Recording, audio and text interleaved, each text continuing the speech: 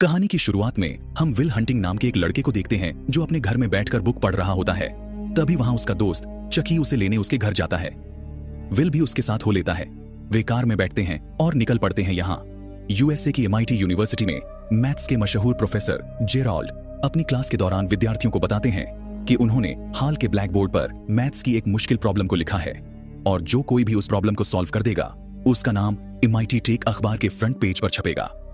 Will MIT university में एक सफाई कर्मचारी था जो हाल में सफाई के दौरान उस ब्लैकबोर्ड पर लिखी मैथ्स की प्रॉब्लम को बड़े गौर से देखता है और एक ही नजर में वो प्रॉब्लम उसके दिमाग में छप जाती है। वह घर जाकर उस प्रॉब्लम को सॉल्व करने में लग जाता है और अगले दिन हाल की सफाई के दौरान वह चुपके से बोर्ड पर अपना सॉल्यूशन लिख देता है। जब प्रोफेसर को पता चलता है कि किसी ने उस प्रॉब्लम को सॉल्व कर दिया है तो वह फौरन वहां जाता है।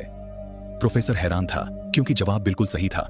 वह सबसे पूछता है कि बोर्ड पर सॉल्यूशन किसने लिखा है, पर किसी को भी यह पता नहीं था। अगले दिन विल अपने दोस्तों के साथ बेसबॉल मैच देख रहा था। वहां उसे एक लड़का दिखाई देता है जिसने बचपन में विल को बहुत पीटा था। विल वहां तो उसे कुछ नहीं कहता, पर बाद में अपने दोस्तों के साथ मिलकर उस लड़के के ग्रुप पर हमला कर देता है। विल उसे बहुत बुरी तरह पीटता है। तभी पुलिस वाले वहां आ जाते हैं। पुलिस वाले उसे अरेस्ट करके ले जाते हैं। प्रोफेसर की अगली क्लास में सब यह जानना चाहते थे कि वो जीनियस कौन है जिसने उस प्रॉब्लम को सॉल्व किया है, लेकिन कोई भी सामने नहीं आता। तो ये पता लगाने के लिए कि वो जीनियस कौन है, प्रोफेसर बोर्ड पर एक नई प्रॉब्लम लिख देता है जो पहली प्रॉब्लम से भी ज्यादा मुश्किल थी, क्योंकि इसका सलूशन ढूंढने के लिए खुद प्रोफेसर और उसके साथियों को 2 साल लग गए थे। कोर्ट ने सुनवाई के लिए अगले हफ्ते की तारीख देकर विल को छोड़ दिया था, जो वापस MIT में आकर नई प्रॉब्लम को सॉल्व कर रहा था। मगर इस बार प्रोफेसर उसे देख लेता है और इससे पहले कि वह विल से कोई सवाल कर पाता, विल वहां से भाग जाता है। जब प्रोफेसर सॉल्यूशन को देखता है तो वह चौंक जाता है, क्योंकि जिस प्रॉब्लम को सॉल्व करने में उसे 2 सालों तक कड़ी मेहनत करनी पड़ी थी, विल ने उसे बड़ी आसानी से सॉल्व कर दिया था।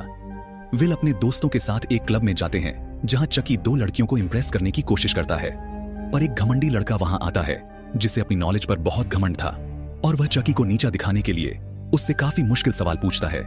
तो अपने दोस्त को बचाने के लिए विल सिचुएशन को संभालता है और उसके सवाल का बुक रेफरेंस और पेज नंबर के साथ बहुत ही बेहतरीन जवाब देता है, जिसे सुनकर वह लड़का बिल्कुल चुप हो जाता है। विल की नॉलेज से वहां बैठी एक लड़की स्काइलर इंप्रेस हो जाती है और उसे दोबारा मिलने के लिए भी कहती है। वहीं दूसरी ओर प्रोफेसर को विल के बारे में पता चल चुका था और वह सीधा कोर्ट में उसकी सुनवाई पर पहुंचता है। कोर्ट में पता चलता है कि विल का पुराना क्रिमिनल रिकॉर्ड भी मौजूद है। उस पे गाड़ी चुराने के इल्जाम भी लग चुके हैं, लेकिन वह काफी स्मार्ट था जो हर बार किसी न किसी तरीके से बच जाता था। हालांकि जज को पता था कि विल एक अनाथ है और फोस्टर होम में पला बड़ा है, जहां उसके साथ अच्छा बर्ताव नहीं हुआ।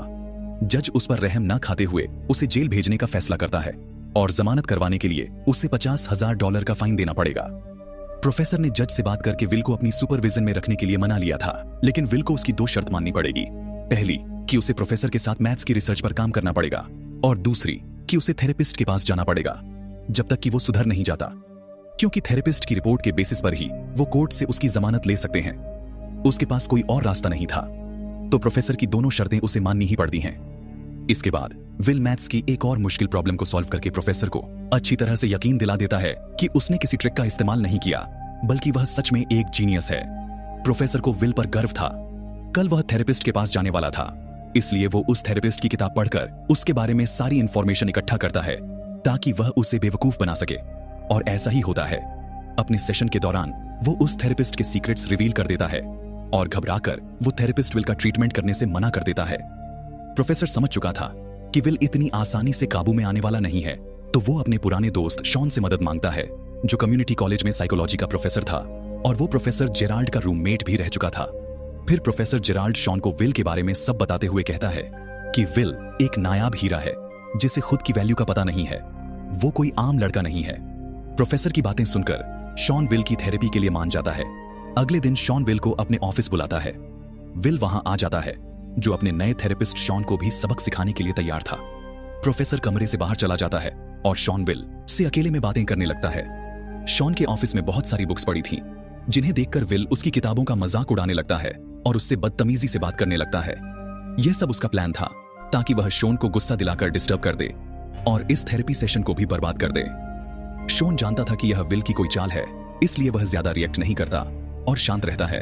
विल के पास और कोई चारा नहीं था, तो वह शॉन को भड़काने के लिए उसकी बीवी को कैरेक्टरलेस बोलता है। शॉन गुस्से में कहता है कि अपना मुंह संभाल कर बात करो। शॉन को डिस्टर्ब देखकर विल समझ चुका था कि शॉन की बीवी ही उसकी कमजोरी है, तो वह फिर से उसकी बीवी के बारे में उल्टा सीधा बोलता है। इस बात से शॉन को बहुत गुस्सा आता है और विल को गले से कसकर पकड़ लेता है और कहता है कि अगर दोबारा मेरी बीवी के बारे में कुछ गलत बोला तो मैं तुम्हें जान से मार डालूंगा। अपने बचाव में विल कहता है कि थेरेपी सेशन का टाइम खत्म हो चुका है और शॉन उसे छोड़ देता है। विल बहुत खुश था क्योंकि उसने एक और थेरेपिस्ट को हरा दिया था, लेकिन शॉन उदास था और उसकी उदासी देखकर प्रोफेसर समझ चुका था कि शॉन विल के और थेरेपी सेशंस नहीं लेगा। मगर शॉन हार नहीं मानता और अगले हफ्ते से थेरेपी सेशंस कंटिन्यू करने के लिए कहता है। उस रात विल स्काइलर के साथ डेट पर जाता है, जहां उसे पता चलता है कि स्काइलर का परिवार काफी अमीर है और वह हार्वर्ड यूनिवर्सिटी में पढ़ाई कर रही है। स्काइलर को भी विल बहुत अच्छा लगता है। उनकी डेट बहुत अच्छी जाती है और वह दोनों एक दूसरे को लाइक करने लगे थे। अगले थेरेपी सेशन के दौरान शॉन विल को पार्क में ले जाता है। वो कहता है कि तुम्हारी उस दिन की बदतमीजी पर पहले तो मुझे बहुत गुस्सा आया, पर जल्द ही मुझे यह एहसास हो गया कि तुम सिर्फ एक बच्चे हो जिसे इस बात का एहसास नहीं कि वह क्या बोल रहा है। तुम्हें प्यार के बारे में अगर कुछ पता भी है तो उसका आधार है वह नीरस किताबें जो हमें किसी चीज के बारे में सिर्फ बता सकती हैं लेकिन उसका एहसास नहीं करवा सकती। दरअसल शॉन की बीवी को कैंसर था। आज भी शॉन अपनी बीवी से बहुत प्यार करता है, इसीलिए विल के गलत बोलने पर शॉन को इतना गुस्सा आया था। वह कहता है कि जिसे तुम अपनी जान से भी ज्यादा प्यार करते हो उसे पल पल मरता हुआ देखकर कितना दर्द होता है, और इतना कहकर शॉन वहां से चला जाता है। विल को अपनी गलती का एहसास तो हो चुका था, लेकिन अभी भी उसमें काफी ईगो थी। अगले दिन वह चकी के साथ कंस्ट्रक्शन साइट पर काम करने चला जाता है और शाम के वक्त वो स्काइलर को कॉल करता है। स्काइलर फोन उठाती है, लेकिन विल के दिमाग में कोई हेजिटेशन थी जो बिना कुछ बोले ही फोन काट देता है। तीसरे सेशन के दौरान विल कुछ भी नहीं बोलता तो उसे चुप देखकर शॉन भी खामोश ही रहता है, क्योंकि वह जानता था कि विल अभी भी उसके साथ माइंड गेम्स खेल रहा है। सेशन का सारा समय यूं ही दोनों की लंबी खामोशी में खत्म हो जाता है। विल प्रोफेसर जेराल्ड के साथ मैथ की रिसर्च में विल बहुत बढ़िया काम करता है। जिन प्रॉब्लम्स को कुछ मैथमेटिशियन सालों से हल नहीं कर पाए थे, उन प्रॉब्लम्स को विल बड़ी आसानी से सॉल्व कर देता है और प्रोफेसर को मानो यह सब एक चमत्कार लग रहा था। फिर शॉन के साथ चौथे सेशन में विल अपनी चुप्पी तोड़ता है और शॉन को एक जोक सुनाता है। शॉन इसी मौके की तलाश में था। वो विल से उसकी गर्लफ्रेंड के बारे में पूछता है।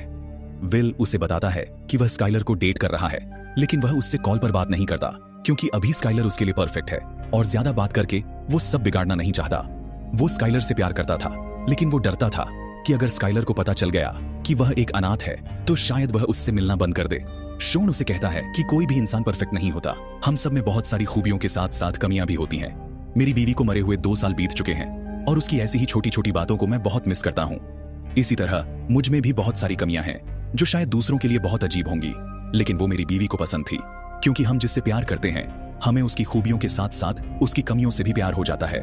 ना तो तुम परफेक्ट हो और ना ही स्काइलर परफेक्ट है, लेकिन अगर तुम दोनों एक दूसरे से प्यार करते हो तो तुम दोनों एक दूसरे के लिए परफेक्ट हो सकते हो। विल पर शॉन की बातों का असर होने लगा था। शॉन की बातें सुनकर विल स्काइलर से और भी ज्यादा घुलने मिलने लगा था और उनका रिश्ता और भी मजबूत हो रहा था।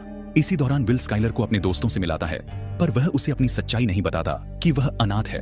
अब विल को हायर करने के लिए बहुत सारी कंपनीज के ऑफर्स आने लगे थे, तो प्रोफेसर शॉन से मिलता है ताकि शॉन जल्द से जल्द उसकी रिपोर्ट बनाकर उन्हें दे और वो विल का करियर प्लान कर सके। लेकिन शॉन कहता है कि विल को अभी वक्त चाहिए और मुझे लगता है कि विल को डिग्रीज, मेडल्स और शोहरत नहीं चाहिए, बल्कि उसकी मंजिल कुछ और है, और अगर हमने उस पर किसी तरह का दबाव बनाया तो विल हमेशा के लिए यहां से भाग जाएगा। बावजूद इसके जब प्रोफेसर विल को इंटरव्यू देने के लिए कहता है तो विल अपनी जगह अपने दोस्त चकी को इंटरव्यू के लिए भेज देता है, जो इंटरव्यू कंडक्ट करने वाले स्टाफ से ही पैसे लेकर चला जाता है।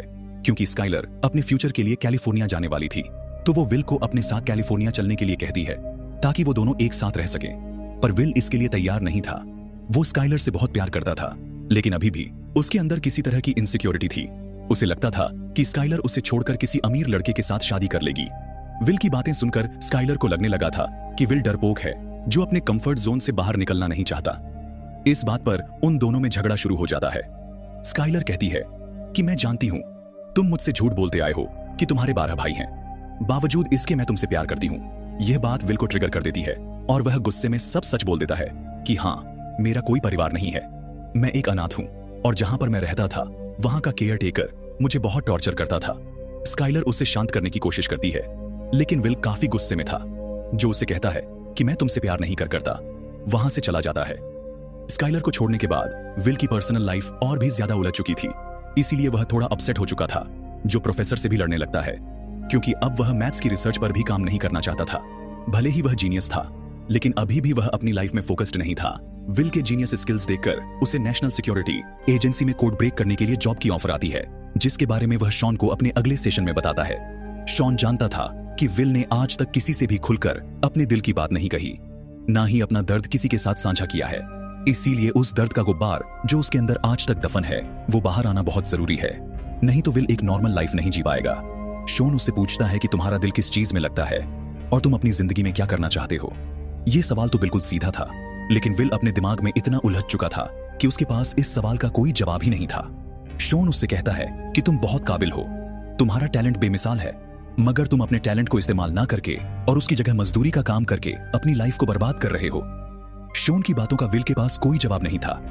फिर एक दिन कंस्ट्रक्शन साइट पर काम के दौरान चकी को विल के ब्रेकअप का पता चलता है और वह विल से कहता है कि तुम अपनी जिंदगी को बेहतर बना सकते हो, मैं इस काबिल नहीं हूं कि कोई बढ़िया काम कर सकूं।